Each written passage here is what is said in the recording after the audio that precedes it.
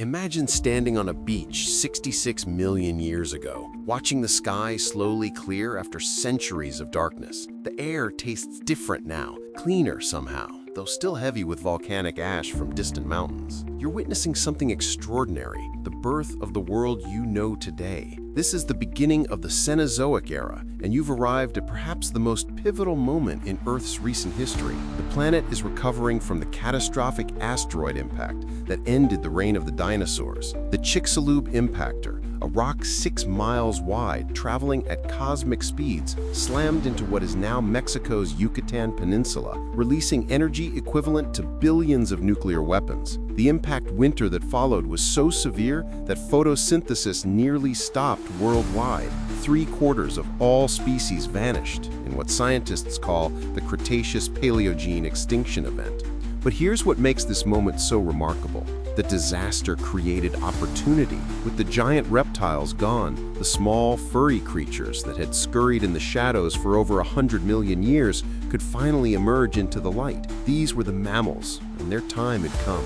Walk with me through this transformed landscape. The forests are different from anything that existed before. Gone are many of the towering conifers that dominated the Mesozoic world. In their place, flowering plants, angiosperms, are spreading across every continent. These plants evolved late in the dinosaur age, but now they're exploding in diversity. The relationship between flowering plants and the creatures that would pollinate them is about to reshape the entire planet. The mammals you see here in the Paleocene epoch, the first chapter of the Cenozoic Era, are strange to your modern eyes. Most are small, no larger than a house cat. They look somewhat like a blend of modern creatures. Imagine a squirrel mixed with a rat, or something resembling a tiny, primitive hoofed animal. These are the ancestors of everything from whales to bats, from elephants to humans. Right now, they're just beginning to experiment with the niches left vacant by the dinosaurs' extinction. Take a closer look at one particular group, the primates. They're barely recognizable as your distant relatives. These early primates, creatures like Purgatorius, are tiny insect eaters that spend their time in the trees. They have grasping hands with nails instead of claws, forward-facing eyes for depth perception, and relatively large brains for their body size. These adaptations, originally evolved for life in the complex three-dimensional world of forest canopies, will eventually give rise to monkeys, apes, and humans. But that's still tens of millions of years away. The climate during this early Cenozoic period is warmer than today, and there are no ice caps at the poles. Antarctica is covered in temperate forests, and palm trees grow in Alaska. The oceans are warm and teeming with life, though they too are recovering from the extinction event. The great marine reptiles, the mosasaurs and plesiosaurs, are gone, but sharks survived, and new groups of fish are diversifying rapidly. Birds, the only surviving dinosaur lineage, are doing remarkably well. Without their larger relatives competing for food and habitat, birds are radiating into new forms. Some are experimenting with a flightless lifestyle again, producing giant predatory birds like Gastornis, which stand over 6 feet tall and may have been among the top predators of the early Paleocene. These terror birds, as they're sometimes called, won't last forever, but for now they're proof that the dinosaur legacy continues in unexpected ways. The world's geography is also shifting. The continents are in the midst of a slow-motion dance that began billions of years ago and will continue for billions more. India is racing northward on a collision course with Asia, a meeting that will eventually thrust up the Himalayas, the tallest mountains on Earth. South America and Australia are still island continents, isolated from the rest of the world, and the creatures evolving there are taking unique paths. Africa is separated from Europe by the Tethys Sea, a vast ocean that will eventually close, transforming into the Mediterranean.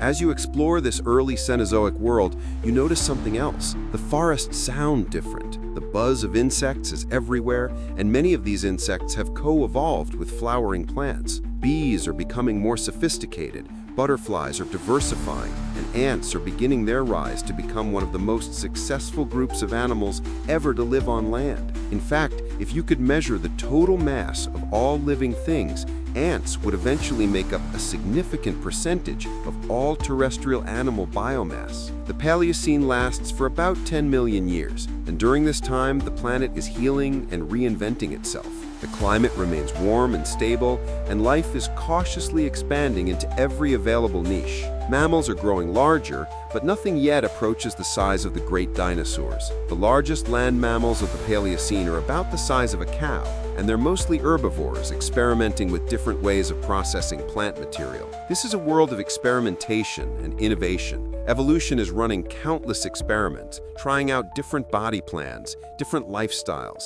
different strategies for survival. Most will fail, becoming evolutionary dead ends, but some will succeed spectacularly. The Cenozoic Era isn't just about the age of mammals, it's about the age of modernization, the age when the world as you know it begins to take shape.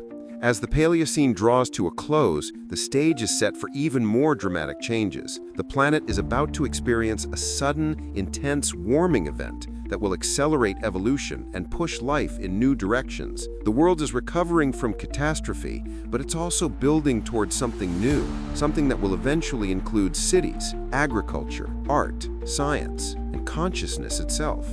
You're standing at the beginning of a 66 million year journey that leads directly to your existence. Every step forward, every adaptation, every success and failure in this ancient world is part of the chain that connects these small, primitive mammals to you. The Cenozoic Era is the story of your deep history, and it's just beginning. The year is 56 million years ago, and something is terribly wrong with the planet. You're standing in what will one day be Wyoming, but right now, it's a subtropical paradise of palm trees and crocodile-infested swamps. The air is thick and humid, and the temperature is climbing. This isn't a seasonal change. This is the beginning of the Paleocene-Eocene thermal maximum, or PETM, one of the most dramatic climate events in Earth's recent history. Over the course of just a few thousand years, a geological eye blink, global temperatures spike by 5 to 8 degrees Celsius.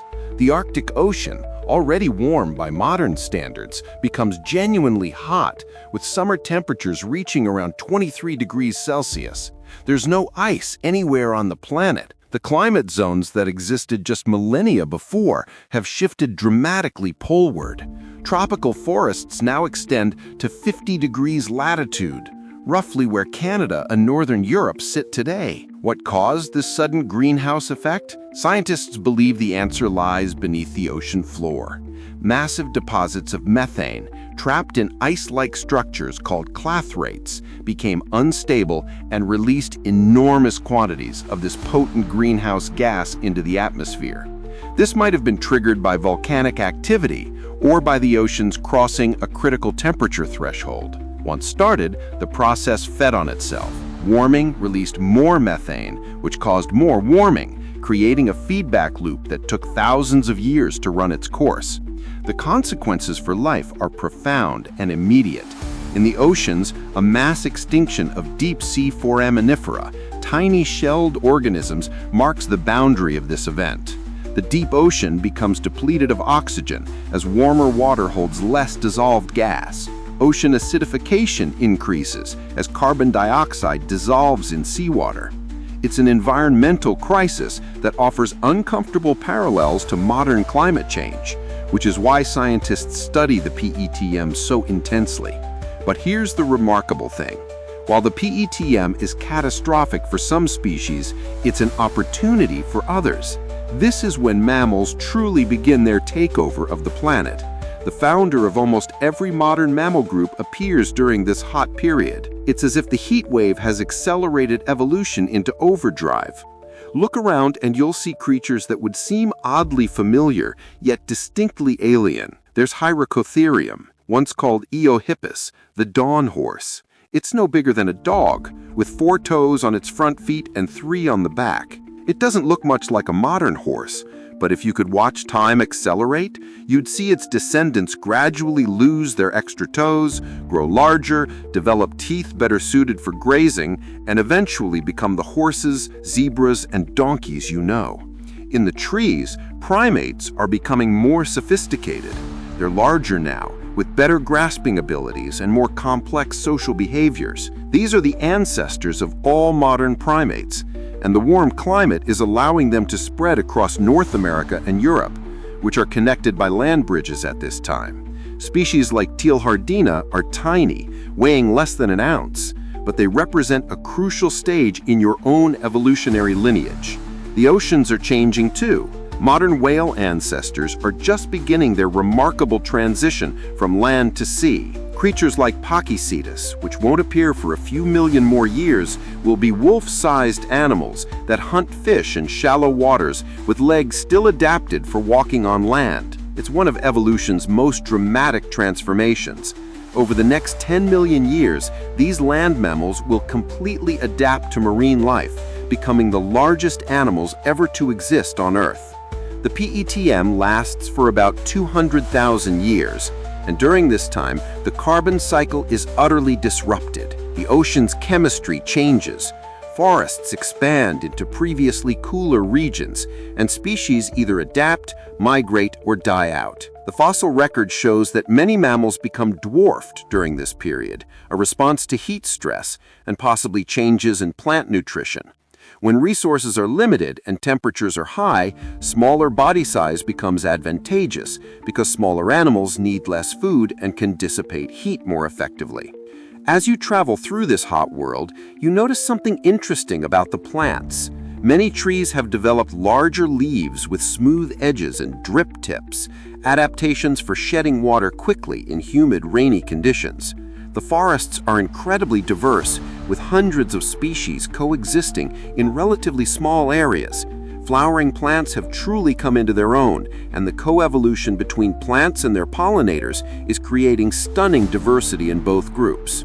The end of the PETM doesn't come suddenly.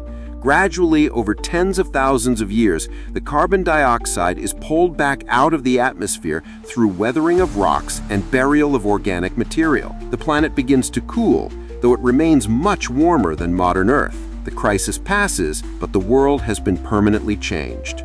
This transition from the Paleocene to the Eocene epoch marks a fundamental turning point. The Eocene will last from about 56 to 34 million years ago, and it represents the peak of Cenozoic warmth. This is when mammals truly come into their own, evolving into forms that begin to resemble modern animals. The major orders of mammals are now established: primates, rodents, bats, carnivores, perissodactyls, odd-toed ungulates like horses, and artiodactyls, even-toed ungulates like pigs and camels. The world of the Eocene is lush and green, with forests covering much of the planet. Antarctica is still forested, inhabited by marsupials and primitive mammals. Australia is beginning its long isolation, and the unique mammals evolving there, the marsupials, are diversifying into forms that parallel the placental mammals elsewhere. There are marsupial lions, marsupial wolves, and herbivorous marsupials of all sizes. It's a beautiful example of convergent evolution, where similar environmental pressures produce similar solutions in completely unrelated species. In the oceans, the marine revolution continues. Whales are becoming more specialized, and some are already enormous. Basilosaurus, appearing in the late Eocene, stretches up to 60 feet long. Meanwhile, sharks are diversifying, producing some truly enormous species. The Eocene is also when penguins appear, perfectly adapted for hunting fish in the still warm southern oceans. Watching the Eocene world unfold, you witness the creativity of evolution. The warm climate and abundant resources allow for experimentation on a grand scale. Some of these experiments seem bizarre to modernize. There are carnivorous hoofed mammals, raccoon-sized horses, and whales with functional legs. Many of these forms won't survive. They're evolutionary experiments that will be discarded as conditions change. But others are refining traits that will last for the rest of the Cenozoic and beyond. The Eocene is also when the first grass species appear, though they're not yet dominant. Grasses will eventually transform vast portions of the planet, creating entirely new ecosystems. But for now, they're a minor component of the flora, growing in disturbed areas and along riverbanks. As the Eocene progresses, subtle changes begin to accumulate. The climate, while still warm, is gradually cooling. Ocean currents are shifting as continents continue their slow dance. Antarctica is drifting toward the South Pole, and this will eventually have profound consequences for the entire planet. But for now, in the Middle Eocene, the world remains warm, wet, and teeming with life that's evolving at a breakneck pace. The Age of Mammals is in full swing, and the modern world is beginning to emerge from the experimental chaos of the early Cenozoic. 34 million years ago, you're witnessing one of the most significant transitions in Earth's recent history. The long Eocene summer is ending, and the planet is about to enter a fundamentally different climatic state. You're standing on the shore of what will someday be Antarctica, but right now it's still covered in temperate rainforest. The trees around you, southern beaches, podocarps, and tree ferns have no idea they're about to be entombed in ice for the next 34 million years. The transition from the Eocene to the Oligocene epoch is marked by a rapid cooling event called the O1 glaciation.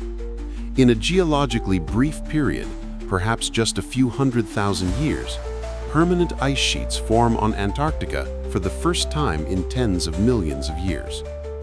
Global temperatures plummet by about 4 degrees Celsius, and sea levels drop dramatically as water becomes locked up in ice. The consequences ripple across the entire planet. What triggered this cooling? The answer lies in plate tectonics and ocean currents. Antarctica has now drifted to a position over the South Pole, and the connection between South America and Antarctica is finally breaking. As these continents separate, the Drake Passage opens, allowing the Antarctic Circumpolar Current to form. This powerful current flows endlessly around Antarctica, isolating the continent from warmer waters to the north. Cut off from heat sources, Antarctica begins to freeze. At the same time, the collision between India and Asia is well underway, thrusting up the Himalayan plateau. This massive uplift changes global weather patterns, increasing chemical weathering of rocks, a process that pulls carbon dioxide out of the atmosphere and locks it away in carbonate sediments. With less greenhouse gas in the atmosphere, temperatures continue to fall. The Oligocene world is cooler, drier, and harsher than the Eocene paradise that preceded it.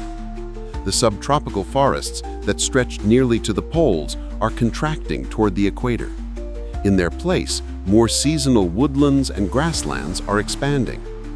This environmental change drives a wave of extinctions, particularly in Europe, where an event called the Grande Coupure, the Great Cut, marks a complete turnover in mammal fauna. Many Eocene lineages vanish, replaced by new immigrants from Asia, as land bridges periodically emerge and submerge with changing sea levels. Let's explore what this new Oligocene world looks like. If you travel through North America, you'll find vast forests still covering much of the continent, but they're different now, dominated by deciduous trees that shed their leaves in response to increasingly distinct seasons. In the more open woodlands, you'll encounter creatures that are starting to look remarkably modern.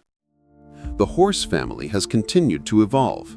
Species like Mesohippus are now pony-sized, with 3 toes on each foot, but with the middle toe bearing most of their weight, a step toward the single-toed hooves of modern horses. Their teeth show adaptations for a more varied diet as forests become more seasonal and nutritious leaves become less available year-round.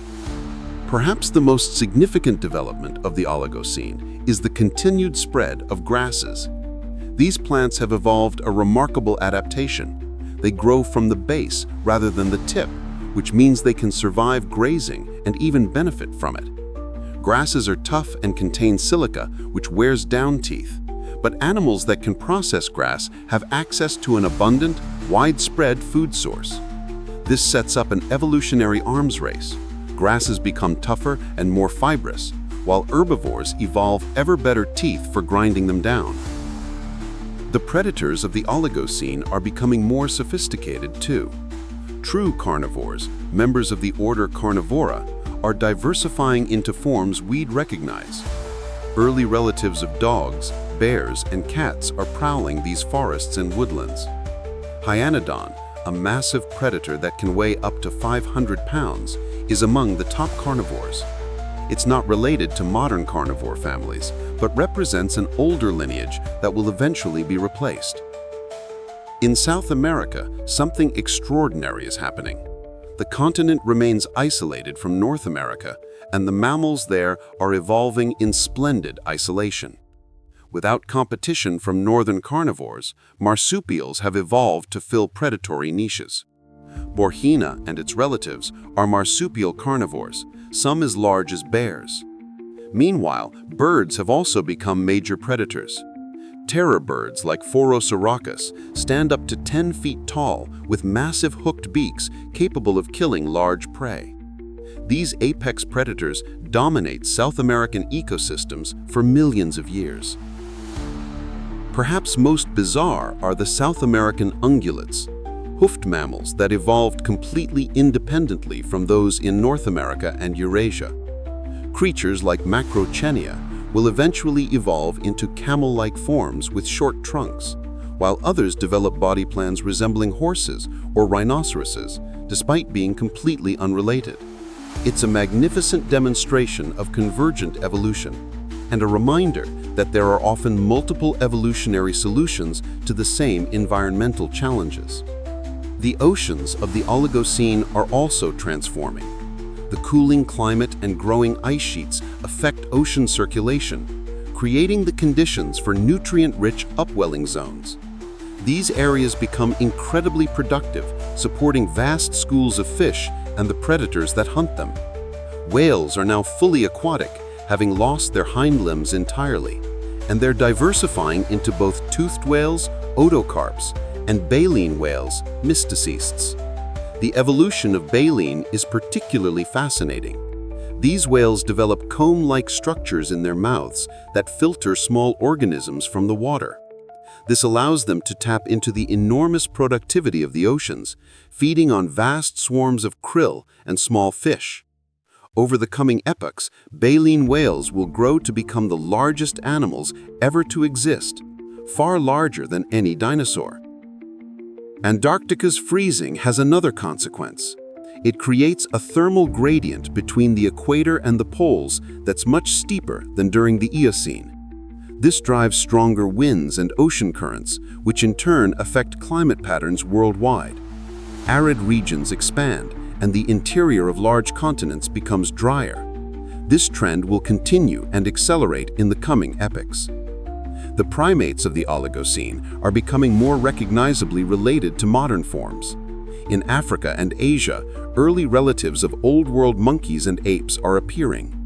Egyptopithecus, found in Egyptian fossil sites, is a primitive ape that hints at the great diversification to come. These animals are still primarily arboreal, living in trees, but they're larger and more socially complex than their Eocene predecessors. As you observe life in the Oligocene, you notice that ecosystems are becoming more complex and interconnected. The relationships between flowering plants and their pollinators are increasingly sophisticated. The same is true for seed dispersers. Many plants now depend on mammals and birds to eat their fruits and spread their seeds. These co-evolutionary relationships create tightly bound ecosystems where the extinction of one species can cascade through many others. The Oligocene lasts from about 34 to 23 million years ago, and throughout this period, the cooling trend continues, though with fluctuations. The world is transitioning from the greenhouse conditions that prevailed through most of the age of dinosaurs and early Cenozoic toward the icehouse conditions that will culminate in the ice ages of the Pleistocene. Antarctica remains frozen, and seasonal ice may be beginning to form in the Arctic during winter, though there's no permanent Arctic ice sheet yet. By the end of the Oligocene, the stage is set for the next great chapter in the Cenozoic story. Grasses are spreading, climates are becoming more seasonal, and many modern mammal families are established. The world is cooling, drying, and opening up. What comes next will push evolution in dramatic new directions, creating vast grasslands where once stood forests, and forcing animals to adapt to a more variable, challenging world. The modern Earth is taking shape, piece by piece, epoch by epoch. 23 million years ago marks the beginning of the Miocene epoch, and you're about to witness one of the most transformative events in the history of land life, the rise of grasslands as a dominant ecosystem. You're standing on what will one day be the Great Plains of North America, but right now you're watching a revolution unfold. Where forests once dominated, vast expanses of grass are spreading, creating entirely new habitats and driving explosive evolution. The Miocene begins warmer than the late Oligocene. There's a brief warming period that lasts until about 14 million years ago, but the overall trend of the Cenozoic cooling continues, and the climate is becoming increasingly seasonal. Critically, the interior of continents is drying out. The rain that once sustained forests now falls primarily in coastal regions and along mountain ranges. In the continental interiors, conditions favor grass. Grasses have a secret weapon. They're incredibly resilient. When a tree is damaged or eaten, it can die or take years to recover. But grasses grow from their base, so they can be grazed down to the ground and grow back within weeks. They can survive drought, fire, and cold better than most trees. And now, with the climate becoming drier and more seasonal, grasses are inheriting vast territories. By the Middle Miocene, grasslands cover large portions of North America, Asia, and Africa. These aren't just meadows, these are seas of grass stretching to the horizon, supporting entirely new ecosystems. The spread of grasslands drives a revolution in mammalian evolution. Herbivores must adapt to eating grass, which is much tougher and more abrasive than leaves. The solution is hypsodonty, high-crowned teeth that can withstand years of grinding silica-rich grass. Over millions of years, horses, camels, rhinos, and many other groups evolve ever taller teeth. Some herbivores develop teeth that grow continuously throughout their lives, like the incisors of rodents. The horses of the Miocene demonstrate this transformation beautifully. Early in the epoch, three-toed horses like Parahippus browse on leaves in open woodlands. But as grasslands expand, horses like Merychippus appear with high-crowned teeth, perfect for grazing. By the late Miocene, horses like Pliohippus have essentially modern body plans. They're large, single-toed, and built for running long distances across open terrain.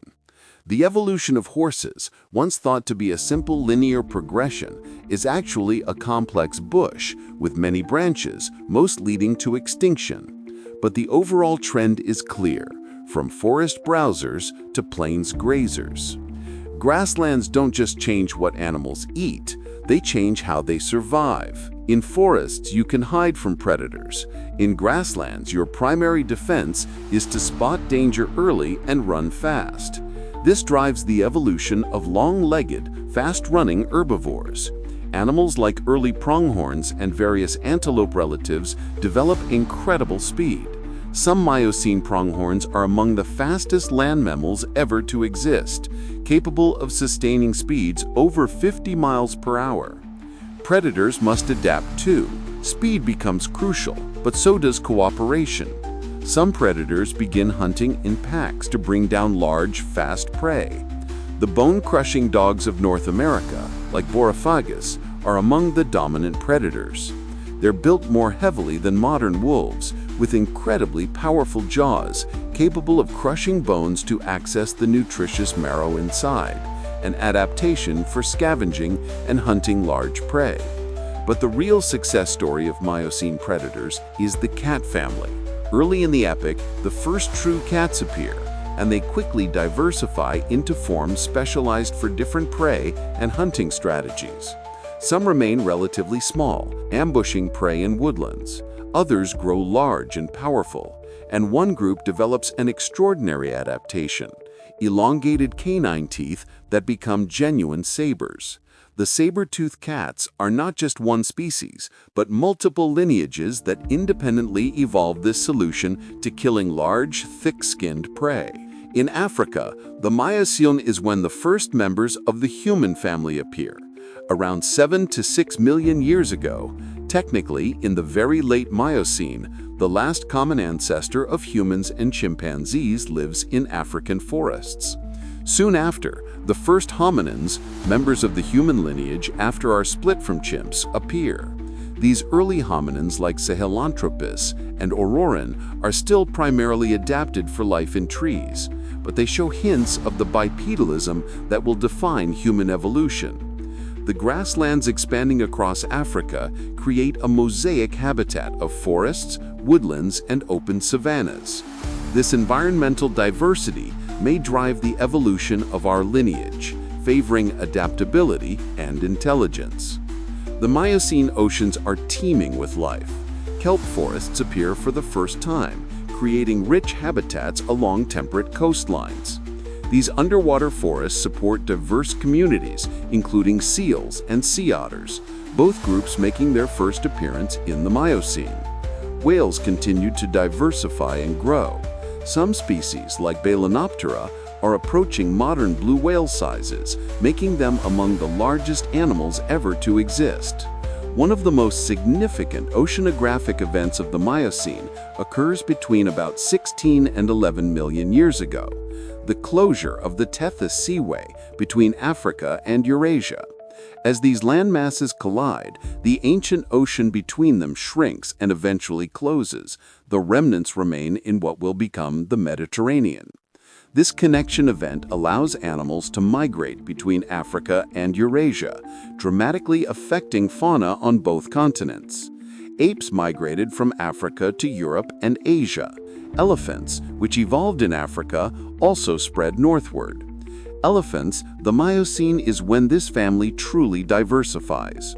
The Proboscideans, the group including elephants and their relatives, evolve into an astonishing array of forms. There are gomphotheres with 4 tusks, mastodons with flat grinding teeth for browsing, and the ancestors of true elephants. Some have short trunks, some long ones. Some have straight tusks, some curved. They spread across Africa, Eurasia, and eventually the Americas, becoming among the most successful large mammal groups of the late Cenozoic. Around 6 million years ago, something extraordinary happens in the Mediterranean. The Strait of Gibraltar closes, cutting off the Mediterranean from the Atlantic. In the hot, dry climate, the Mediterranean begins to evaporate. Over just a few thousand years, it becomes a vast basin of salt deposits and hypersaline lakes, sitting more than a mile below sea level. This is the Messianic salinity crisis, one of the most dramatic events of the late Miocene. Animals can walk across the Mediterranean basin, and the removal of so much water from the oceans causes sea levels worldwide to rise slightly. The crisis ends when the strait reopens catastrophically, with Atlantic water pouring into the basin in what may be the largest waterfall in Earth's history. In South America, the Miocene continues to see unique evolution in isolation. The terror birds remain dominant predators, but they're joined by massive crocodiles and giant ground sloths. Megatherium and its relatives are enormous. Some species will eventually weigh several tons. These sloths are primarily herbivores, using their huge claws to pull down branches and defend themselves from predators.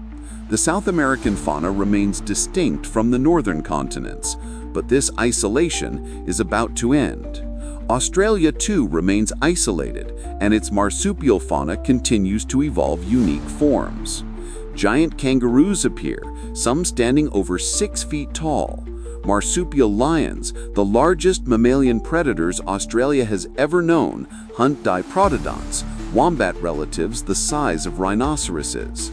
It's an ecosystem unlike anywhere else on Earth, the result of 50 million years of isolation. As the Miocene draws to a close around 5 million years ago, the world has been fundamentally transformed. Grasslands now cover vast areas that once were forested. The climate is cooler and more seasonal than at any point since before the age of dinosaurs. Antarctica is deeply frozen, and there are hints that ice is beginning to form more regularly in the Arctic. The diversity of large mammals has never been greater. In many ecosystems, there are dozens of species of large herbivores and numerous predators, creating complex, interconnected food webs. The stage is set for the final chapters of the Cenozoic, epochs that will see further cooling, the spread of ice ages, and the eventual appearance of humans as a global force. The Miocene has created the template for modern ecosystems, grasslands and their grazers, forests and their browsers, and the complex predator-prey relationships that define mammalian ecology. The world is recognizably modern now, even if many of the specific animals would seem strange. The great experiments of the early Cenozoic have been winnowed down to forms that work in a cooling, drying world. 3 million years ago, something momentous is about to happen. You're floating in the ocean between Central and South America, watching volcanic islands slowly accumulate and merge. Over the course of millions of years, the movement of tectonic plates has been pushing these continents together. And now, at the beginning of the Pliocene epoch, the final connection is being made. The Isthmus of Panama is forming, and it will change 2 continents forever. The Pliocene runs from about 5 million to 2.6 million years ago, and it's a time of increasing climatic instability. The world is cooling toward the ice ages that will define the next epoch, but there are also warm periods when conditions are surprisingly similar to today. Global temperatures average 2 to 3 degrees Celsius warmer than the pre-industrial modern world, and sea levels are about 80 feet higher. This is particularly interesting to modern scientists because it offers a preview of what Earth might look like with continued greenhouse warming. But let's return to that land bridge. When the Isthmus of Panama finally closes around 3 million years ago, it triggers a cascade of consequences. Ocean currents that once flowed freely between the Atlantic and Pacific are blocked. The Gulf Stream intensifies, carrying warm tropical water north along the eastern coast of North America and across to Europe. This brings moisture to high latitudes, and with the cooling climate, this moisture falls as snow. Snow accumulates year after year, compacting into ice, and permanent ice sheets begin forming in the northern hemisphere. The ice ages are beginning. The land bridge also allows for one of the most significant animal migrations in Earth's history, the Great American Biotic Interchange. For the first time in over 60 million years, North and South American animals can walk between continents. The results are dramatic, and for South America's unique fauna, often catastrophic. From North America come advanced predators, dogs, bears, cats, and weasels. They pour across the isthmus and find a continent full of prey that has never encountered such efficient hunters. The giant terror birds, which ruled South America for 20 million years, rapidly decline. Within a few million years, they're extinct. The marsupial carnivores, like the borhionids, also vanish quickly. They simply can't compete with placental carnivores that have been honing their hunting skills in the more competitive environments of North America and Eurasia. The herbivores fare little better. Many unique South American ungulates go extinct, replaced by deer, peccaries, camels, and horses from the north. It's not a complete wipeout. Some South American mammals do migrate north successfully. Armadillos, porcupines, and opossums make the journey and thrive. The giant ground sloths also migrate north, becoming common in North America and even reaching Alaska. But overall, the interchange is asymmetric. Many more northern animals succeed in the south than vice versa. Why this imbalance?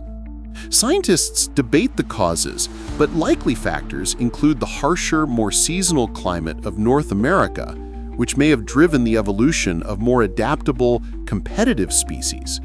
The connection of North America to Eurasia through periodic land bridges also meant northern fauna was regularly refreshed with new immigrants and innovations. South America, isolated for so long, was evolutionarily stagnant in comparison. Let's travel through the Pliocene world and see what else is happening. In Africa, the cooling and drying climate is transforming forests into more open woodlands and savannas. This habitat change is driving human evolution. Early hominins like Australopithecus are now walking upright most of the time, an adaptation that's increasingly advantageous in open habitats where you need to see over tall grass and travel long distances efficiently. These creatures are still small-brained compared to modern humans. Australopithecus has a brain about 1/3 the size of yours, but they're beginning to use simple stone tools, a critical innovation. Around 2.8 million years ago, the genus Homo appears. These early humans, like Homo habilis, have slightly larger brains and show more sophisticated tool use. They're more carnivorous than their Australopithecine ancestors, scavenging and possibly hunting small animals. The path from here to modern humans is complex and branching, with multiple human species coexisting at times, but the trajectory is clear: increasing brain size, improving tool technology, and expanding ecological flexibility. The climate of the Pliocene is increasingly variable.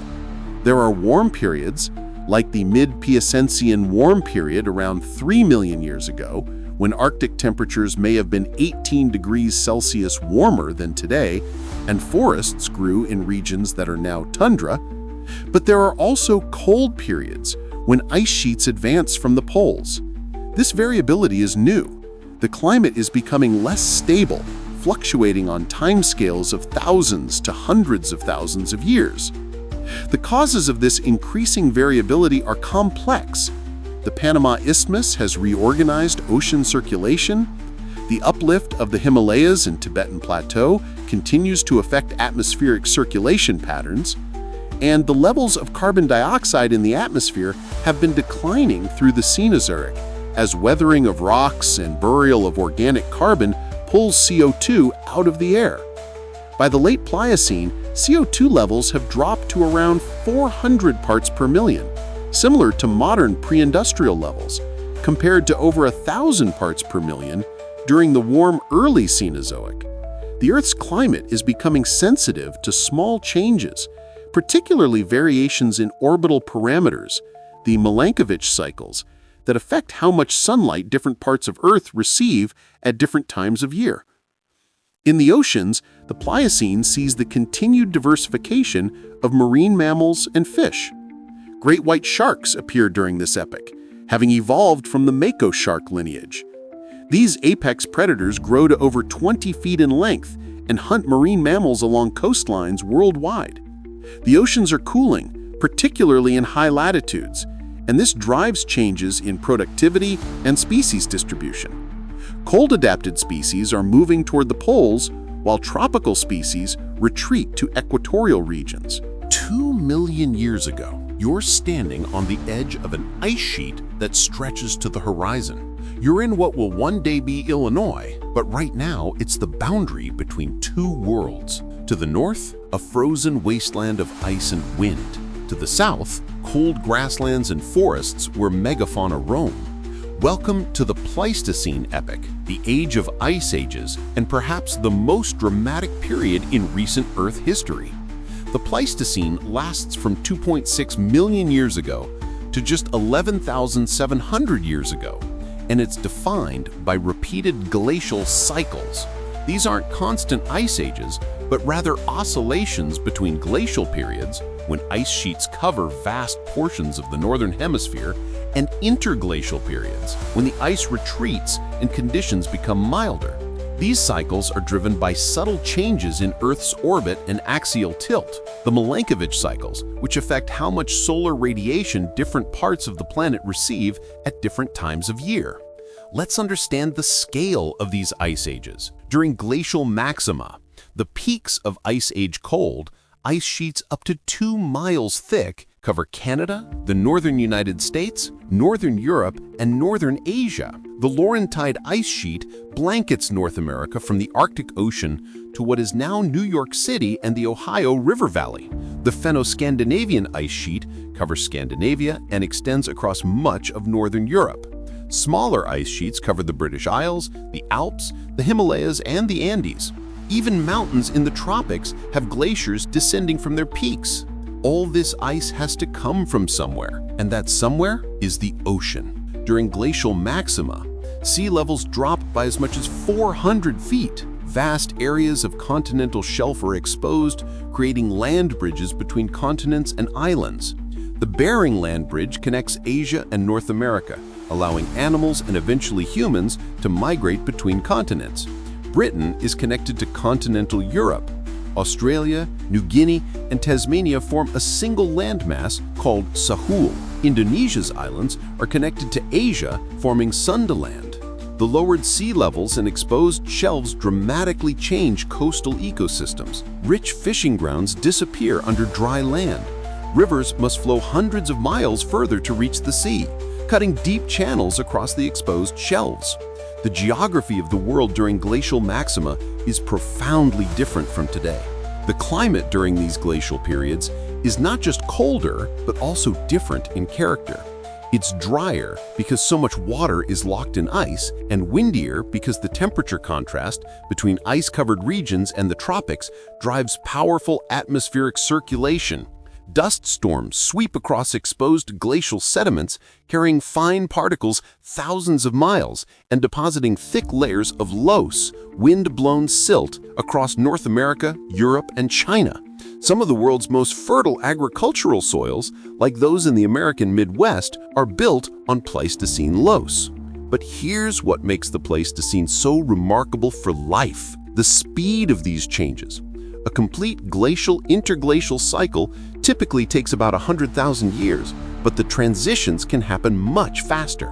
When switching from glacial to interglacial conditions, temperatures can rise by 10 degrees Celsius in just a few thousand years, sometimes even faster in some regions. For plants and animals, this means constantly tracking shifting climate zones, adapting to new conditions, or going extinct. Let's explore the Pleistocene world during a glacial maximum.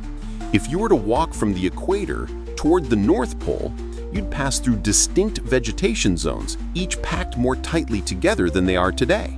Starting in the tropics, rainforests still exist, but they're fragmented and reduced in extent. As you move toward mid-latitudes, you'd find grasslands and savannas, then temperate forests, then a zone of boreal forest, then tundra, and finally the ice sheet itself.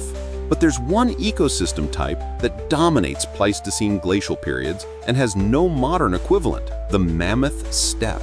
This vast grassland, also called steppe tundra, stretches from Western Europe across Siberia to Alaska and the Yukon. It's the most extensive terrestrial ecosystem on Earth during glacial periods, covering millions of square miles.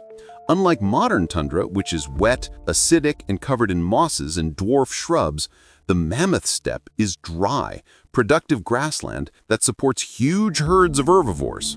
And what herbivores they are! Woolly mammoths roam in enormous herds, using their curved tusks to sweep snow aside and reach the dried grass beneath. These are true giants. Bulls can stand 14 feet tall at the shoulder and weigh 6 tons. Their thick coat of fur, with long outer hairs and a dense undercoat, keeps them warm in temperatures that can drop to -50 degrees Celsius. They have small ears and short tails to minimize heat loss, and a layer of fat up to 4 inches thick provides additional insulation. Alongside mammoths graze woolly rhinoceroses, massive beasts with 2 horns. The front horn can reach 4 feet long and thick fur. There are also several species of bison, including the steppe bison, which is larger than modern bison, with horns spanning 7 feet. Giant deer, or Irish elk, actually neither exclusively Irish nor an elk, have the largest antlers of any deer ever. A massive bull's antlers can span 12 feet and weigh 90 pounds. Musk oxen, horses, and wild asses add to the diversity of large herbivores. These megafauna herds must have been spectacular. Imagine the Serengeti, but with animals adapted for extreme cold and stretched across an area larger than Africa. The productivity of this ecosystem is staggering, and it supports equally impressive predators. Cave lions, the largest lions ever, hunt the mammoth steppe. Adult males can weigh over 700 pounds, larger than any modern lion. They're not actually cave dwellers. The name comes from cave paintings and the fact that some fossils are found in caves where animals sheltered or died. Cave hyenas, larger and more powerful than modern spotted hyenas, are both hunters and scavengers. They often den in caves, accumulating enormous bone middens that provide rich fossil deposits. Their bone-crushing teeth allow them to consume entire carcasses, including bones too tough for other predators to process. And then there were the wolves. Dire wolves in the Americas and massive gray wolves in Eurasia hunt in packs, bringing down prey many times their size through coordination and endurance. These wolves are built more heavily than modern species, adapted for hunting megafauna rather than smaller prey.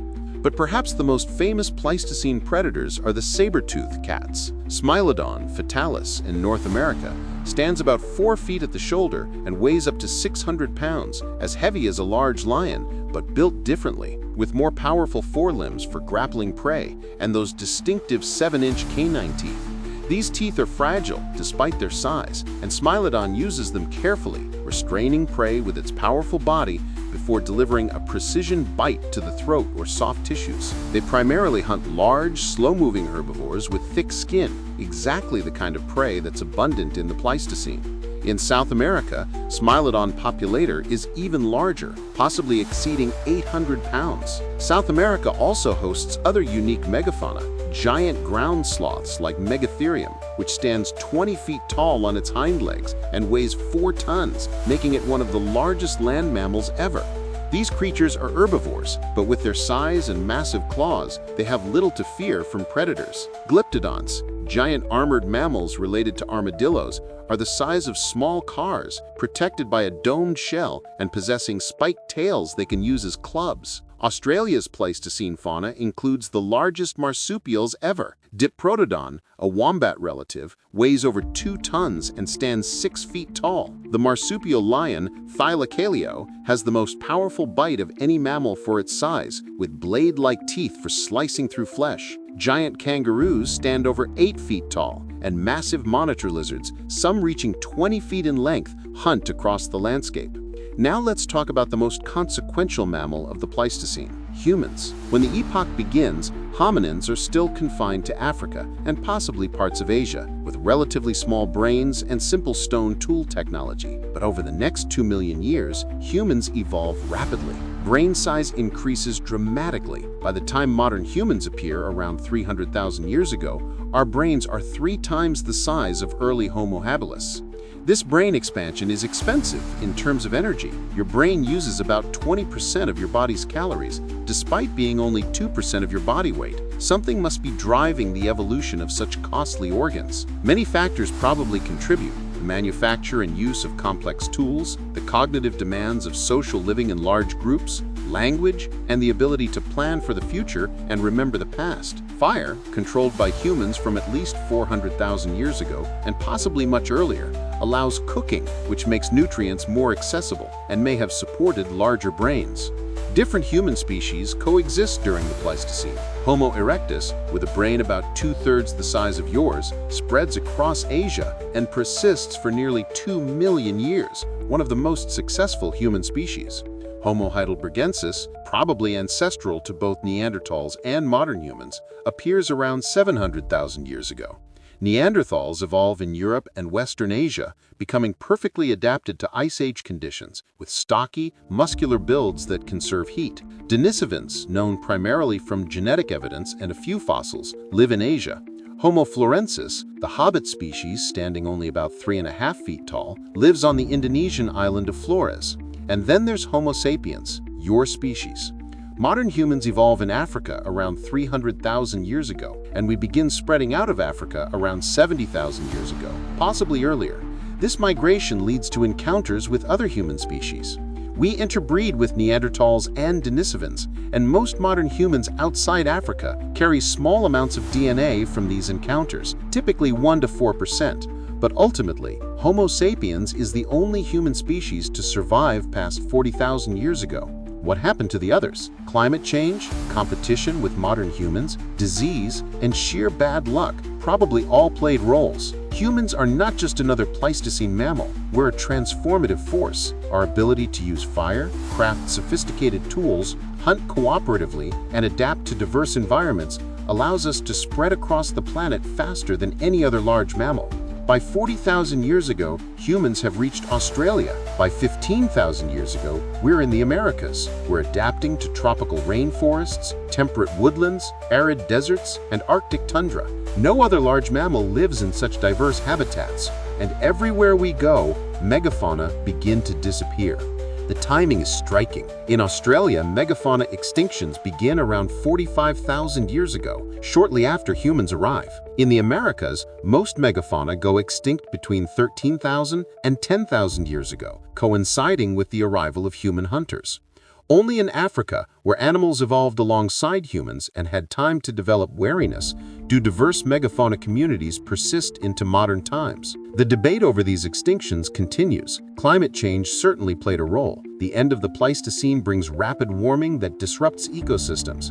But the correlation with human arrival is difficult to dismiss. Humans are efficient hunters, and animals that never encountered humans before have no evolved fear response. We also modify landscapes with fire, fragment habitats, and compete with predators. Most likely, human hunting combined with climate stress proved too much for many megafauna species. As the Pleistocene ends around 11,700 years ago, the world is in the midst of transition. The last glacial maximum peaked around 20,000 years ago, and since then, the ice sheets have been retreating. Global temperatures are rising, sea levels are climbing, and ecosystems are shifting. The mammoth steppe is fragmenting as the climate warms and moistens, being replaced by boreal forest in some areas and wet tundra in others. Many of the great Pleistocene megafauna are extinct or declining towards extinction.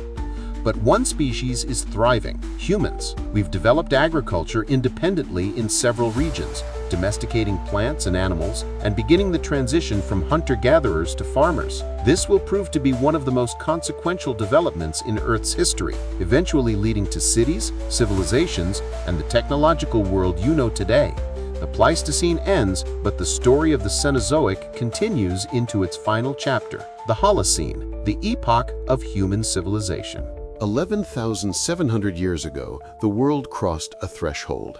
You're standing at the end of the last ice age, watching ice sheets retreat, forests return to previously frozen lands, and sea levels rise to flood the continental shelves exposed during glacial times. The Holocene epoch has begun. And while it looks like just another interglacial period, it will prove to be something unprecedented. The epoch when one species, humans, becomes a geological force capable of reshaping the entire planet. The early Holocene is a time of relatively rapid climate change, though rapid in geological terms means changes occurring over centuries and millennia. The Laurentide ice sheet, which covered much of North America, is collapsing. As it melts, it releases catastrophic floods. Lake Agassiz, a glacial lake larger than all the modern Great Lakes combined, repeatedly breaks through ice dams, sending pulses of fresh water into the North Atlantic. These freshwater surges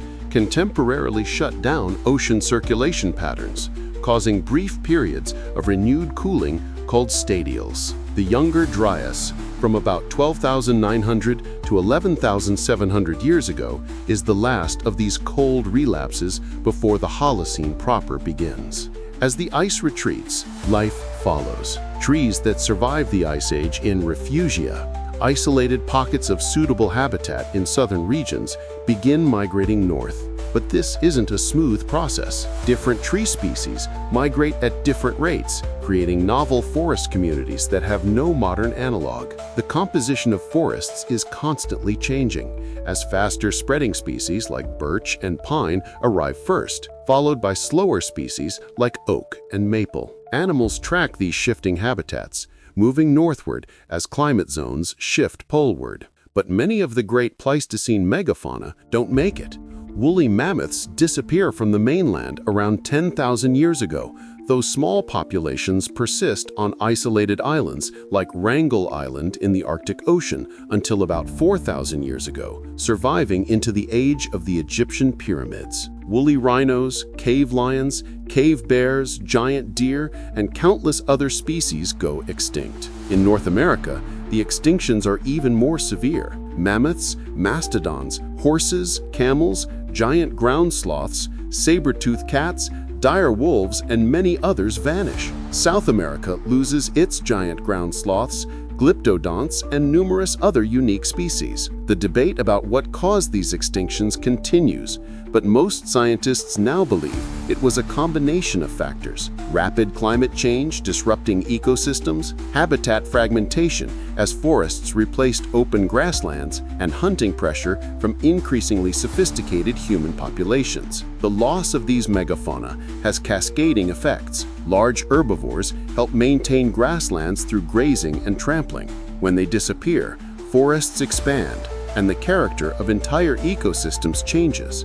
Some scientists argue that the extinction of megafauna represents the first major human-caused environmental transformation, though nothing compared to what's coming. The animals that survive tend to be smaller, faster reproducing, and more adaptable. Deer, elk, bison, and smaller predators like wolves, bears, and cats persist. But the age of enormous land mammals is over. The largest land animals in the Holocene, elephants, rhinos, and hippos, are all confined to Africa and Asia, and even they are smaller than many of their Pleistocene relatives. Now let's talk about the real story of the Holocene, the rise of human civilization. Around 11,000 years ago, in the Fertile Crescent of the Middle East, humans begin deliberately cultivating plants. Wheat, barley, and lentils are among the first crops. Within a few thousand years, agriculture develops independently in several other regions: rice and millet in China, corn and beans in Mesoamerica, potatoes in the Andes, yams in West Africa. This is the Neolithic Revolution, and it changes everything. Agriculture allows humans to produce more food than hunter-gathering, supporting larger, denser populations. But it also requires people to stay in one place to tend crops and protect harvests. Permanent settlements appear, growing into villages and eventually cities. With sedentary life comes property, wealth inequality, specialized occupations, organized religion, and eventually writing, mathematics, and all the other hallmarks of civilization. The first cities appear in Mesopotamia around 5,500 years ago. Uruk, in what is now Iraq, may have housed 40,000 people, an unprecedented concentration of humans. Cities require complex organization. Food must be brought in from surrounding farmland. Water systems must be maintained, waste must be disposed of, and conflicts must be resolved. These needs drive the development of government, law, and bureaucracy. Agriculture also requires humans to modify landscapes extensively. Forests are cleared for fields. Rivers are diverted for irrigation. Wetlands are drained. The domestication of animals, sheep, goats, cattle, pigs, chickens, adds to the environmental impact. Overgrazing can lead to soil erosion and deforestation. The first human-caused environmental degradation is visible in the archaeological record: erosion events corresponding to agricultural expansion, salinization of irrigated soils, and deforestation. As human populations grow and technology improves, our environmental impact intensifies. The clearing of forests accelerates, particularly in Europe, China, and India. By Roman times, much of the Mediterranean region has been deforested, and some areas that were once forested are now scrubland or desert. The Greek philosopher Plato wrote about soil erosion and declining agricultural productivity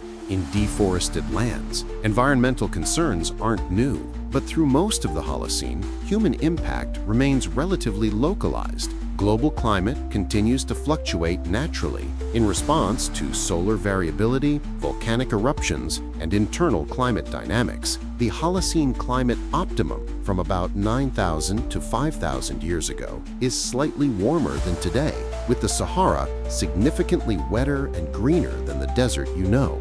But as the climate slowly cools, the Sahara dries out, driving human populations toward river valleys like the Nile. where Egyptian civilization develops. Around 4,200 years ago, a prolonged drought affects much of the world, contributing to the collapse of several civilizations, including the Old Kingdom of Egypt and the Akkadian Empire. Climate variability continues to affect human societies throughout history. The medieval warm period, from about 950 to 1250 AD, allows Norse settlers to farm in Greenland, while the Little Ice Age, from roughly 1300 to 1850 AD, brings colder temperatures, crop failures, and famines to Europe. But all of these climate variations are minor compared to what begins in the late 18th century, the Industrial Revolution, the harnessing of fossil fuels. First coal, then oil and natural gas, gives humans access to enormous amounts of energy. This energy allows for mechanization of agriculture and manufacturing, rapid transportation, and explosive population growth. The human population, which had grown slowly to about 1 billion by 1800, reaches 2 billion by 1927, 4 billion by 1974, and exceeds 8 billion today. The burning of fossil fuels releases carbon dioxide that had been locked underground for hundreds of millions of years. CO2 levels, which had been relatively stable around 280 parts per million throughout the Holocene, begin climbing in the 19th century. By the late 20th century, they exceed 350 ppm, and by the early 21st century, they surpass 400 ppm, levels not seen since the Pliocene epoch, millions of years ago. This increase in greenhouse gases is causing global temperatures to rise. The warming of the late 20th and early 21st centuries is occurring at a rate rarely seen in the geologic record, about 10 to 50 times faster than past natural warming events. The consequences are unfolding in real time. Arctic sea ice is declining, glaciers worldwide are retreating, sea levels are rising, weather patterns are shifting, and ecosystems are struggling to adapt.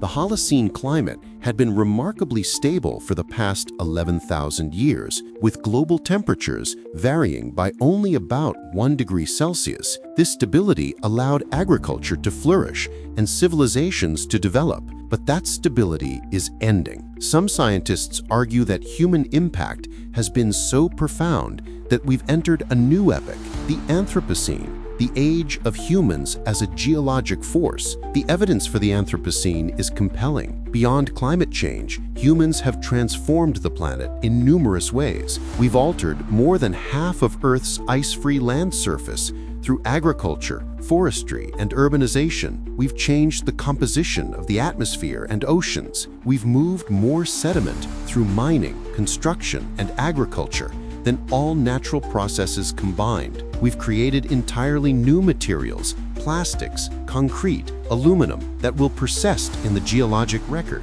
We've caused extinction rates to soar, potentially rivaling the great mass extinctions of the deep past. And we've spread radioactive isotopes from nuclear testing across the entire planet, creating a permanent marker in the geologic record. The biodiversity crisis is particularly severe. Species are going extinct at rates estimated to be 100 to 1,000 times higher than natural background rates. Habitat loss, climate change, pollution, overhunting, and invasive species are all contributing factors. Large animals, megafauna, are disproportionately affected, just as they were at the end of the Pleistocene. Elephants, rhinos, big cats, great apes, and many other species face possible extinction in the wild within this century. But here's something remarkable.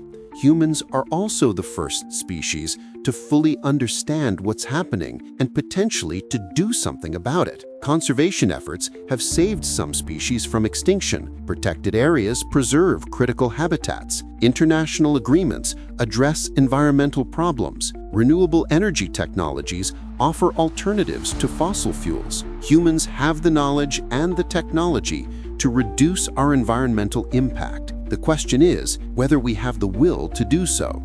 The oceans of the Holocene and early Anthropocene are also undergoing dramatic changes. Overfishing has depleted many fish stocks, in some cases removing more than 90% of large predatory fish. Coral reefs, which support enormous biodiversity, are bleaching and dying, Due to warming waters and ocean acidification, plastic pollution has spread to every ocean, from the surface to the deepest trenches, and microplastics are now found in fish, seabirds, and even human tissues. Yet the Holocene has also seen extraordinary developments. Humans have developed art, music, literature, philosophy, and science. We've cured diseases, extended lifespans, and reduced poverty. We've explored our planet from the deepest ocean trenches to the highest mountains, and sent probes to every planet in the solar system. We've decoded the human genome and begun to understand our place in the evolutionary tree of life.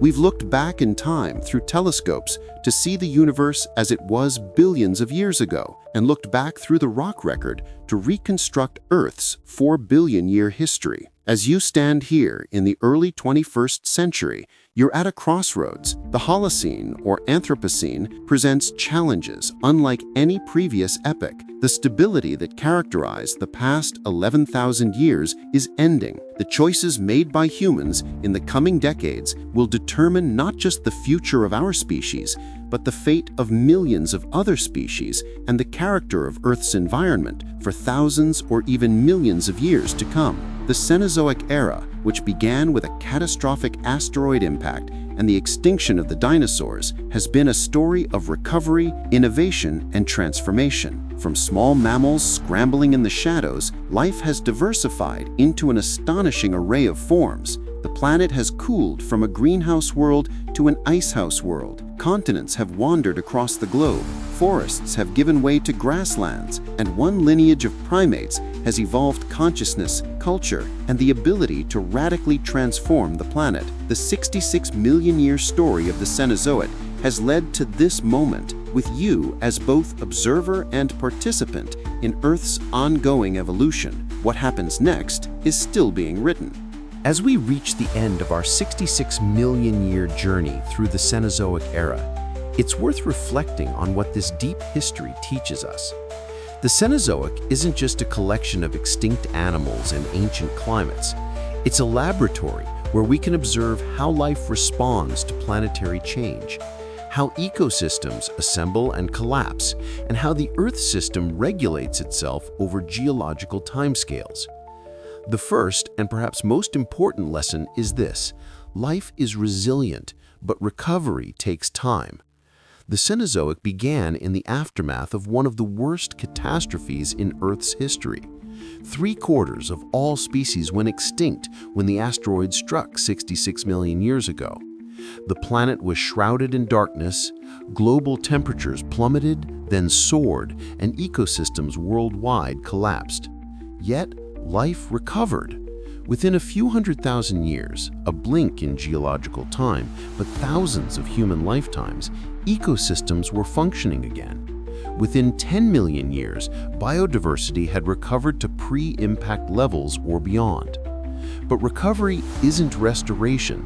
The world that emerged after the extinction was fundamentally different from the world that preceded it. The dinosaurs were gone, replaced by mammals. The dominant plants changed. The structure of food webs transformed. Evolution didn't simply rebuild what was lost. It created something new from the survivors. This is how major extinctions work. They're creative destruction, clearing away the old and making space for the new. We're living through a similar transition now, though one caused by biological rather than extraterrestrial forces. Human activity is driving extinction rates to levels not seen since the end of the Cretaceous. We're changing the climate faster than at almost any time in the past 66 million years. We're transforming landscapes, acidifying oceans, and moving species around the planet. The geological record assures us that life will survive and eventually recover. But it also warns us that recovery takes millions of years, and what emerges may bear little resemblance to what we're losing. The second lesson concerns climate sensitivity and thresholds. The Cenozoic shows us that Earth's climate has tipping points, critical thresholds where small changes trigger large responses.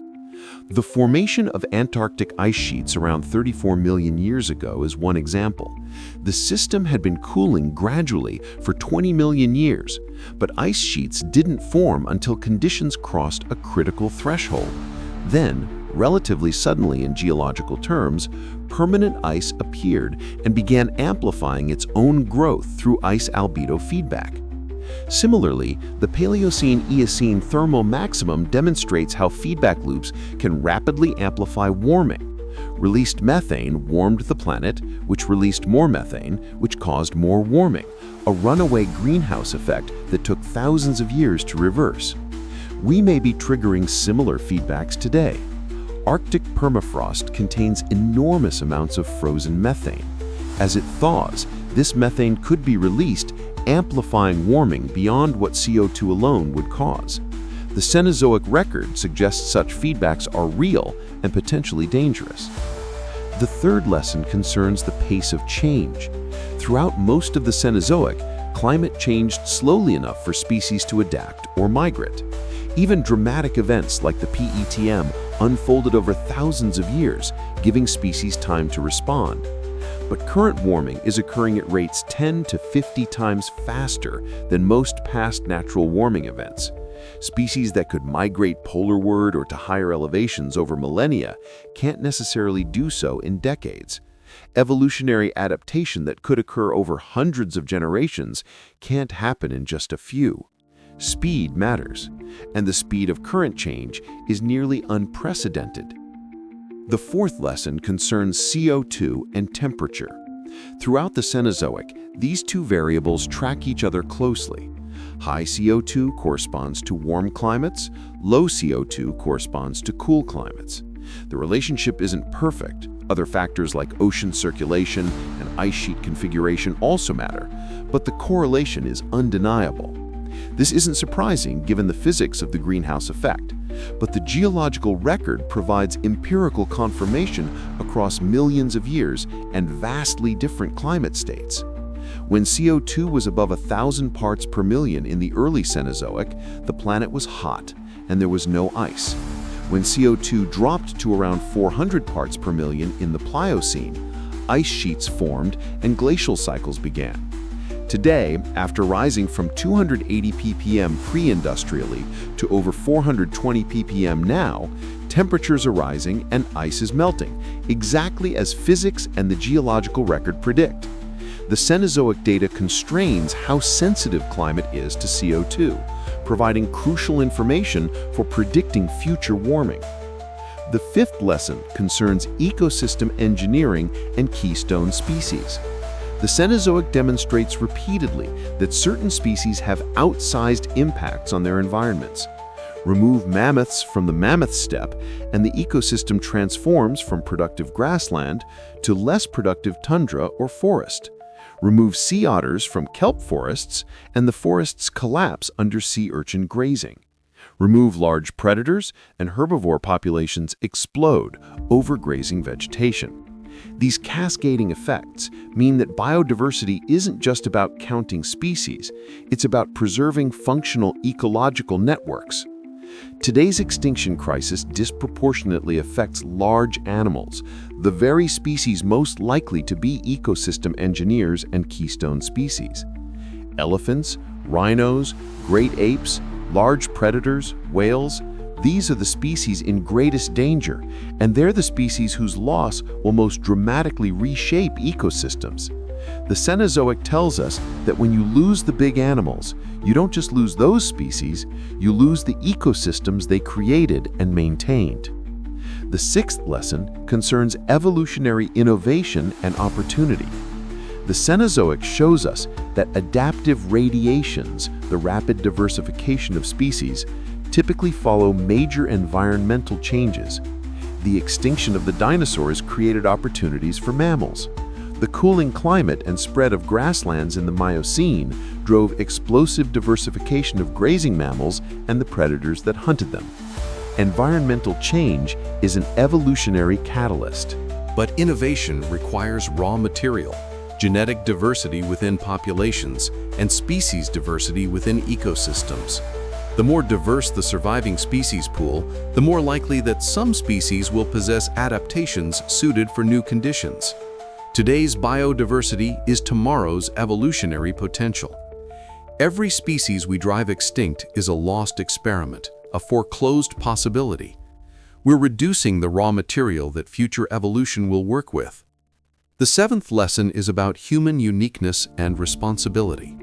The Cenozoic produced one species unlike any other, Homo sapiens. Our combination of intelligence, language, culture, and technology allows us to adapt to environments without evolving new biological traits. An elephant adapted to tropical forest can't survive on Arctic tundra, not without millions of years of evolution. But humans live everywhere from deserts to rainforests to Arctic ice sheets, adapting through culture and technology rather than genetics. This flexibility has allowed us to become the dominant species on the planet in an evolutionary eye blink. But it also means we're the first species capable of understanding our own impact and potentially changing our behavior accordingly. No other species in the Cenozoic could study the geological record, understand climate physics, predict future changes, and decide to alter its trajectory. This capability makes us uniquely responsible for what happens next. The eighth lesson is about the interconnectedness of Earth's systems. The Cenozoic demonstrates repeatedly that you can't change one component of the Earth's system without affecting others. Move continents and you change ocean circulation. Change ocean circulation and you affect climate. Change climate and you alter vegetation patterns. Change vegetation and you affect herbivore populations. Change herbivore populations and you impact predators, soil chemistry, fire regimes, and 1,000 other factors. Everything connects. This interconnectedness means that environmental changes can have unexpected consequences far from their source. The closure of the Isthmus of Panama affected not just local currents, but global climate, ocean chemistry, and species distributions on 2 continents. Similarly, our CO2 emissions don't just warm the atmosphere, they acidify oceans, alter precipitation patterns, shift agricultural zones, affect disease vectors, drive species extinctions, and more. The Earth system is precisely that, a system where changing one variable cascades through the entire network. The ninth lesson is about the value of diversity. Throughout the Cenozoic, the most resilient ecosystems have been the most diverse. When environments change, diverse communities typically retain more species because different species respond differently to challenges. Some species decline, but others, perhaps previously rare, may thrive in the new conditions. Monocultures, whether natural or human-created, are vulnerable because all individuals respond similarly to stress. This principle applies not just to ecosystems, but to human systems. Agricultural diversity provides insurance against crop failures. Cultural diversity preserves different knowledge systems and ways of living that may prove valuable in changing conditions. Technological diversity means we're not dependent on single solutions. The Cenozoic teaches us that putting all eggs in one basket is risky over long timescales. The 10th and final lesson is perhaps the most humbling. Geological time is vast beyond human comprehension, and our existence is a brief moment in an incomprehensibly long story. The Cenozoic Era spans 66 million years. If you compressed it into a single 24-hour day, humans, genus Homo, would appear at 11:58 p.m. Civilization would begin at 11:59.56 p.m. Your entire lifetime is a fraction of a second in this compression. Yet in that fraction of a second, we've altered atmospheric composition, changed global climate, driven countless extinctions, and transformed more of Earth's surface than any other single species in the Cenozoic. We've become a geological force comparable to the asteroid that ended the Mesozoic or the volcanism that periodically reshaped the planet.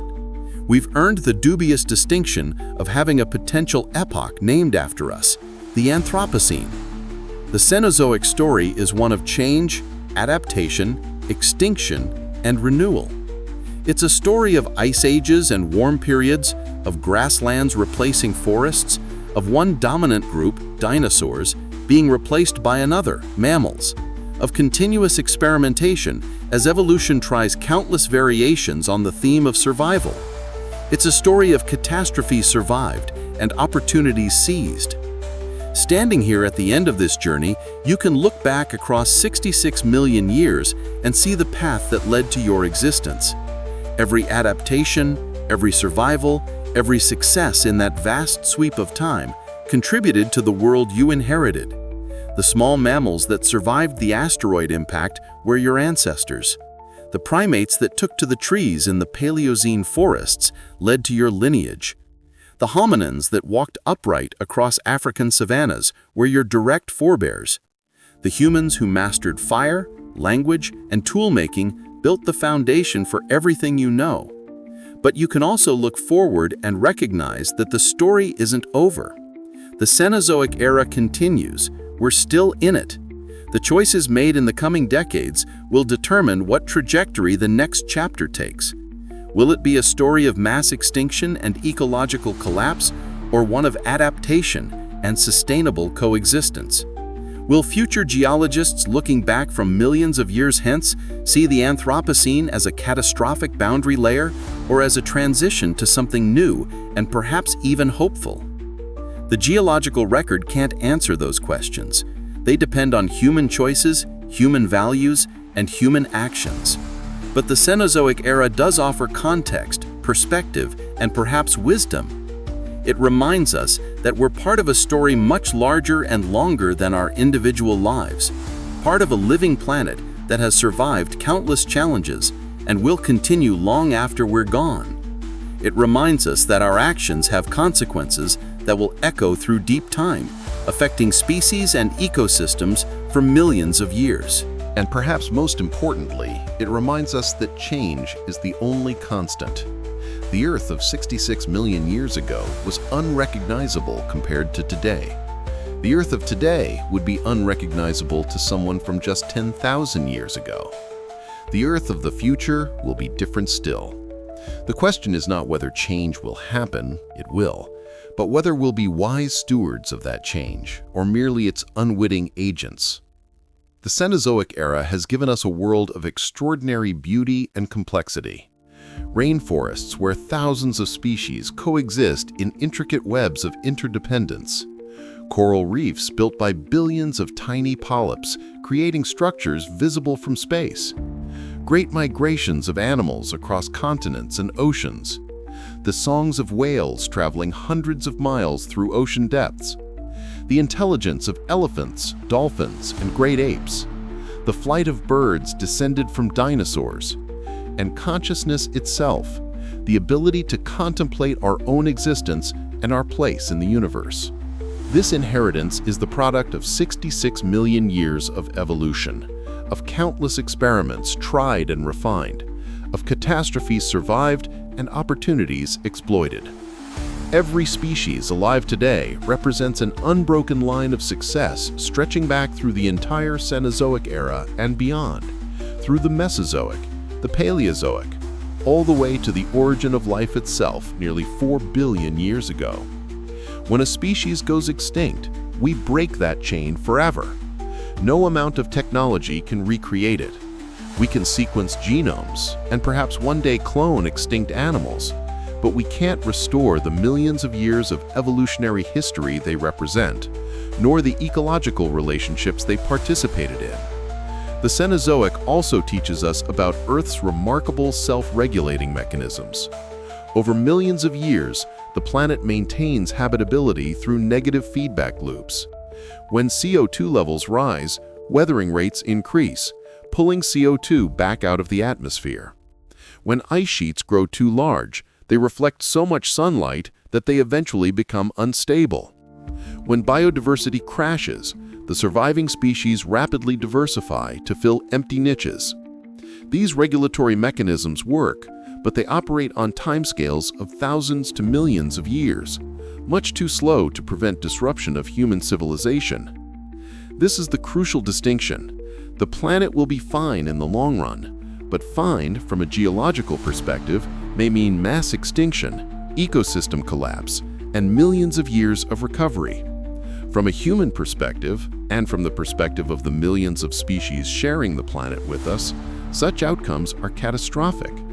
We need to think in two timescales simultaneously: the immediate future where human societies and contemporary ecosystems exist, and the deep future where geological processes play out.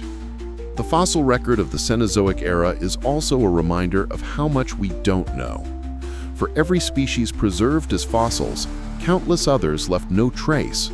Soft-bodied organisms, creatures that lived in environments where fossilization rarely occurs, and species that existed for only brief periods are largely invisible to us. The Cenozoic world was certainly far more diverse than the fossil record suggests.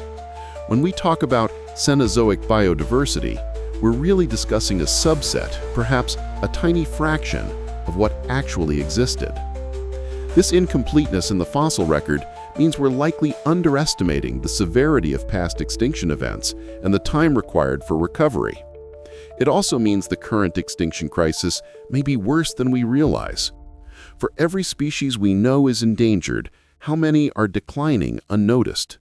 For every documented extinction, how many smaller, less charismatic species disappear unrecorded? The Cenozoic teaches us humility about the limits of our knowledge. Yet, despite these limitations, the story we can reconstruct is remarkably detailed. Through fossils, we can watch horses evolve from dog-sized forest browsers to the large, single-toed grazers of today. Through isotope analysis of ancient soils and shells, we can measure temperatures and atmospheric composition from millions of years ago. Through DNA analysis, we can trace relationships between species and reconstruct evolutionary trees. Through sediment cores from ocean floors and ice sheets, we can see how climate has varied over hundreds of thousands of years. The Cenozoic era is perhaps the best documented period in Earth's history, which makes it especially valuable for understanding how the planet works. Looking at the specific transitions within the Cenozoic, several stand out as particularly instructive. The Paleocene-Eocene thermal maximum shows us how rapidly the climate system can shift when pushed past certain thresholds, and how long it takes for the planet to recover from such events. The Eocene-Oligocene transition demonstrates the profound effects of ocean circulation changes when continents shift position. The Miocene expansion of grasslands shows how vegetation changes can reshape entire continents and drive explosive evolution. The Pleistocene glacial cycles reveal the sensitivity of climate to orbital variations when the planet is in an icehouse state. And the Holocene, our current epoch, shows how quickly humans can become a dominant force on a planetary scale. The Cenozoic also illustrates the importance of biodiversity hotspots, regions of exceptional species richness that serve as reservoirs of diversity and engines of evolution. Tropical rainforests, coral reefs, and certain island systems have maintained high diversity throughout much of the Cenozoic, even as surrounding regions experienced extinction and turnover. These hotspots act as refugia during environmental stress and source populations for recolonization when conditions improve. Protecting these areas isn't just about preserving current species, it's about maintaining the capacity for future evolution and recovery. Consider the Amazon rainforest, which has existed in some form for at least 55 million years. It has survived the PETM warming, the Oligocene cooling, the Miocene drying, and the Pleistocene glacial cycles, though it has expanded and contracted, and its species composition has changed repeatedly. This ancient ecosystem contains perhaps 10% of all species on Earth and plays a crucial role in regulating regional and global climate through its effects on rainfall and carbon storage. Its loss would be catastrophic, not just for the millions of species it contains, but for the Earth system as a whole. And yet, current deforestation rates could eliminate much of it within your lifetime, destroying in decades what took tens of millions of years to build. The ocean tells a similar story. Cenozoic marine ecosystems have proven resilient to many challenges, recovering from periodic extinctions and adapting to changing ocean chemistry and temperature. But the rate of current change, warming, acidification, deoxygenation, and pollution happening simultaneously is testing the limits of this resilience. Coral reefs, which have existed in various forms for hundreds of millions of years, may not survive this century in any recognizable form. The ocean memory of past extinctions suggests that marine ecosystem recovery takes millions of years, far longer than terrestrial systems. What we lose in the oceans may be lost for geological timescales. The Cenozoic mammal's success story also carries warnings. Mammals thrived by being adaptable, capable of exploiting diverse food sources and habitats, and by evolving relatively large brains that allowed for complex behavior and learning. These same traits characterize humanity, but the Cenozoic also shows that success is temporary. Dominant groups eventually give way to others. The dinosaurs ruled for 165 million years before being replaced by mammals. Mammals have dominated for only 66 million years. We're still in the early chapters of mammalian dominance, assuming it continues. And within mammals, the human lineage has existed for only about 2 million years, with modern humans present for just 300,000 years. We're evolutionary newcomers, and our long-term success is far from guaranteed. What could replace mammals if they decline? It's impossible to predict evolution, but the Cenozoic offers clues. After major extinctions, the survivors tend to be small, adaptable generalists with wide geographic ranges and broad diets. Rodents, for example, have survived and thrived through every Cenozoic crisis. Social insects like ants have been consistently successful. Crows and rats do well in human-modified landscapes. Jellyfish thrive in warming, polluted oceans where fish struggle. If we drive ourselves and other large mammals extinct, these are the types of organisms likely to inherit the Earth. Over millions of years, they might diversify into forms we can't imagine, just as those small Paleocene mammals eventually gave rise to whales, bats, and humans. This thought experiment isn't meant to be depressing, but rather to provide perspective. Life will continue. Evolution will continue. The planet will continue to orbit the sun, seasons will change, and the dance between life and environment will go on. What's at stake isn't the planet's survival, but the survival of current ecosystems, current species, and human civilization. These are worth preserving not because the planet needs them. The planet doesn't need anything, but because we value them, and because we're capable of making choices that affect their fate. The Cenozoic Era ultimately tells us a story of possibility. It shows us a world that recovered from catastrophe and became more diverse, more complex, and more beautiful than what existed before. It shows us evolution's endless creativity, the same basic mammal body plan modified to create swimmers like whales, flyers like bats, diggers like moles, and thinkers like humans. It shows us that life is resilient, but also that extinction is forever. It shows us that climate shapes the living world, but also that life shapes climate. It shows us that change is natural, but that the pace of change matters enormously. As you stand here at this moment in deep time, you're part of this continuing story. The Cenozoic Era hasn't ended. You're living in it right now. Every action you take, every choice you make, contributes in some small way to how the story continues. The accumulated weight of billions of human choices will determine whether the coming centuries see catastrophic change or managed transition, whether they bring mass extinction or conservation success, whether our species survives to write more chapters or becomes a brief, strange footnote in the geological record. The Cenozoic offers us a gift: perspective. It reminds us that we're connected to an ancient past and a distant future, that our existence is both infinitesimally brief and profoundly important, that we're the product of processes beyond imagination in their scope and duration, and simultaneously the agents of change on a planetary scale. that we're capable of both destruction and creation, of both thoughtless exploitation and conscious stewardship. In the end, the question the Cenozoic poses to us is simple. What kind of ancestor do you want to be? When geologists of the distant future, whether human or not, examine the rocks being formed today, what will they find? A thin layer marking mass extinction and environmental collapse? Or evidence that one species, having understood its impact, chose to change course? The answer is being written right now, in every forest protected or cleared, every species saved or lost, every ton of carbon emitted or avoided, every choice made in boardrooms and voting booths and individual lives.